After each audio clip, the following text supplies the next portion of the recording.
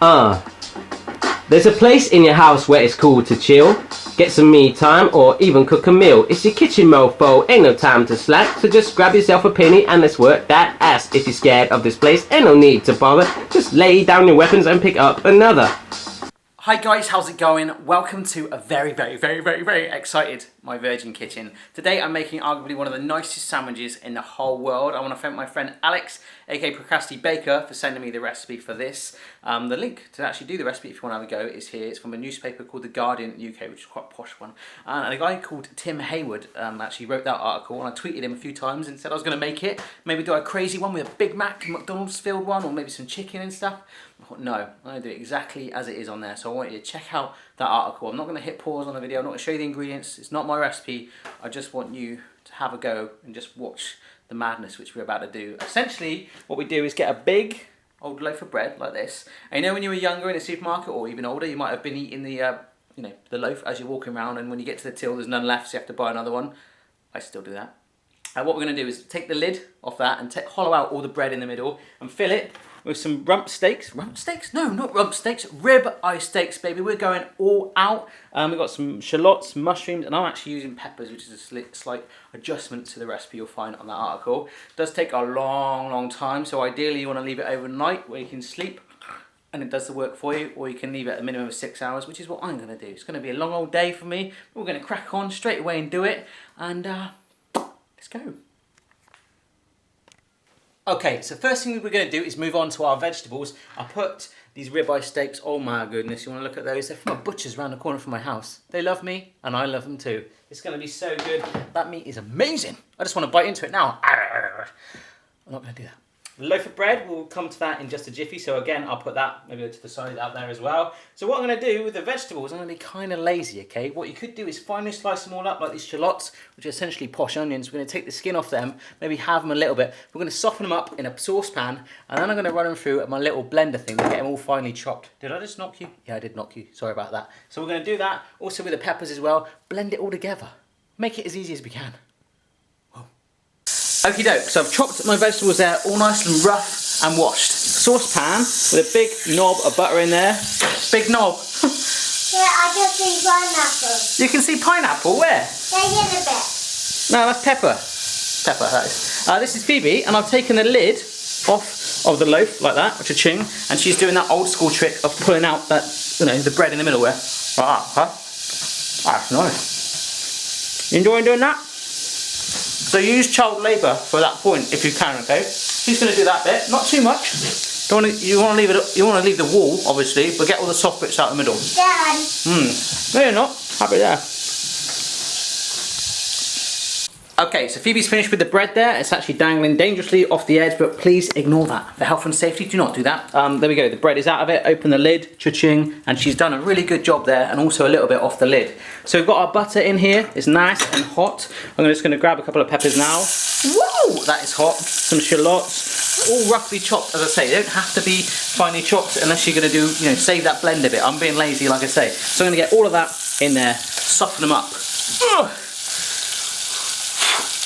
Okay, so I think I underestimated the size of the pan needed. I've had to upgrade and get the big boy out. I hardly ever use that one, he's right there. Because before they were all crammed in that pan. The ones at the bottom were like, oh, I'm hot in here. And the ones at the top were like looking down going, whoa, look at James. He's like really hot and I'm really cold up here. So it wasn't getting evenly cooked enough. So I put it in there together, and that is going to soften up together. Even the shallots though, as you cook through, they will break down. It's good.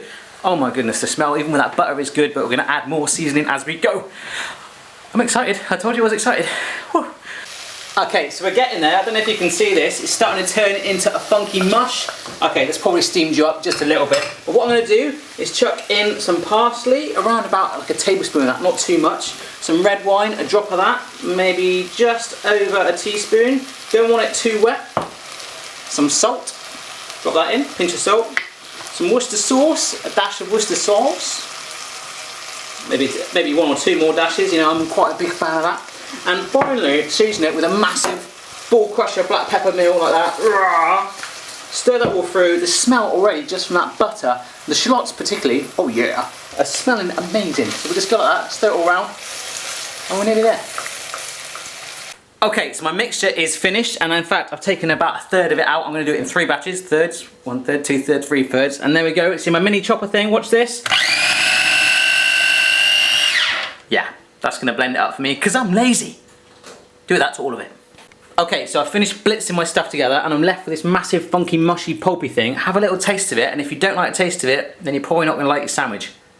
I should just make a recipe video on its own of just that. I'll quite happily take that bowl now, go sit in front of the telly, and that's it, the video done. But no, we need to carry on. I'm going to put that back in the saucepan to give it one last warm through in a bit. But it's time to move on to our steaks, my friend. Steaks. Okay, let's do our steaks now. The pan is really hot. There's no oil on it. It's dry as a bone, but boom, it is hot. Do not put your finger or your tongue on there. I've seasoned my steaks either side with some pepper. I'm just going to be naughty and pick it up with my hands like this and just place it in. Oh my goodness, like that. Tuck the other one in the other side there.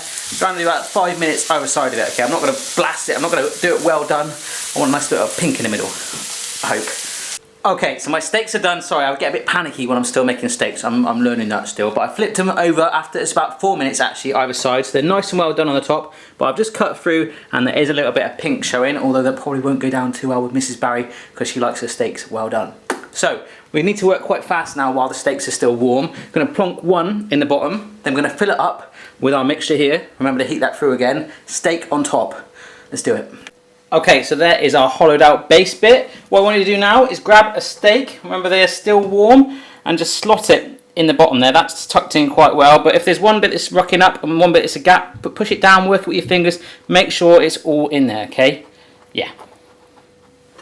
Beautiful, so that is tucked in there now. Look at that, amazing. So now we need to give it a nice bit of topping with our blended up mushroom, pepper and shallot mix. Okay, it's still nice and warm, so just get it on there. Try and get it nice and level to the top so it's all flush. No spirit level needed, but you know what I'm saying. Right here then, so that's all on there, leveled off as well. We've got the important job now of getting the other steak on there, slip it in so it's pushing that mixture down and levels it off to get like a steaky seal, okay? I'm just going to clip my fingers here, because if I touch it now and get all messy, I won't be able to turn the camera off. Okay. Yeah, okay. So that stage wasn't as messy as I thought, and look, it sort of tucked itself in. I've had to lift all that bits up, get it right under there. You can see the strips of pink as well. So now what we can do is spread on some other toppings that we want. Horseradish goes really well with beef and is what is recommended anyway, so I'll spread that on there, and also some mustard on my lid, and then we do some DIY sort of stuff. Yeah. Okay, so whole grain mustard on my lid, and a load of horseradish on the top there. Let's just sit this on top like this. Oh my goodness. Let's DIY. Okay, so first thing, grate your sandwich and sit it on a large sheet of greaseproof paper. I'm rubbish at wrapping birthday presents, so this is going to be pretty tricky for me, but we need to roll it up and seal it down. Get some elastic bands at first, or if you're feeling posh, some string. Righty-ho, so I've got my elastic bands on there. I'm not going to do the string on there. I'm thinking this elastic band will hold it. It's rigid enough. It's looking good. So what we're going to do is layer it now in tin foil. No string, elastic bands needed here. Just wrap it. Here we go. Hey presto, 2 layers of kitchen foil on there. All we've got to do now is weigh this down. Whoa! Okay, so with the weighing down bit, there's 2 things you need to worry about importantly, okay? First thing is wherever you're going to weigh it down is going to be there for 6 hours, so don't put it somewhere where, you know, right in front of the telly or on the table there if you're going to sit and eat dinner later. You know, you're trying to talk to someone and there's a big sort of thing in the way. Not good. The other thing is the weight needs to be really heavy on it. We're going to have a chopping board squishing it down on top. So that'll be the first bit to make that pressure even. And then we just need to load it. So books, Bibles, DVDs, anything you want. Let's just improvise and weigh it down. Okay, so right behind you now, there's a little bit of worktop that I hardly ever use in my Virgin kitchens. Right by my sink, which you see sometimes. And I've improvised, okay? Let me show you the steps. Right under here is some tea towel. Then got a basic chopping board. And our squished sandwich, oh my goodness, the normal chopping board it's been on, my toolbox, which is full of tools, baby, a basket full of books, and also my little money jar in here, full of, it's like a Cadbury's Raisin tin, but that's full of coins, and that is really heavy. So I'm going to leave that there now for 6 hours. You can see how squished that is already. It's going to be good. It's going to be like a big funky cake thing, and if I get bored, I might make a little gammon one. Yeah. Right here then folks, that has been 6 hours. I haven't been able to do any DIY because my toolbox has been sat on top, so I've kept myself busy, gone out, done lots of things. In between that, I actually made some little mini ones out of some rolls like that, put a gammon and pineapple in one, and it came out like that, which is kind of cool. I've got like a funky gammon and pineapple middle there. But the big one is right here. So I'm going to take that out right now. I've had a tweet from Tim saying I'm squishing it so much it might come out like a pizza. So let's see what happens. Wow. Alrighty then, let's get the tin foil off. Okay, tin foil's off. Elastic bands have made some indents there, so maybe it's going to make a funky flowery pattern. I'm not sure. Let's get these elastic bands and greaseproof paper off. Oh yeah. Hey presto, there we go. Taking it off. To be honest, it was a teeny weeny damp on the top, so I've dabbed it with some kitchen towel. Now nice and dry. Let's cut a slice out of it and see what it looks like. Wicked. Okay, so I've just cut 3 slices out. That'll do for now. I just want to show you. Check that out, baby. Got the layers of the steak there. Our funky filling, some more steak. The bread's all nice and squished and thin. I'm going to have a bite of this and see what it tastes like. Wicked. Right here then guys, it's a massive sandwich for one person to have. So today I'm being quite reserved and just have a little slither. Cut myself off a nice bit. Looking forward to it. Let's go for it. It smells incredible. Here we go. All in one. Probably speed up the video.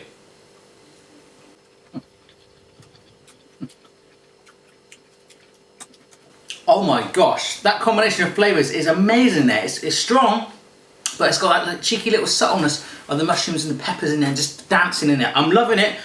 Wow.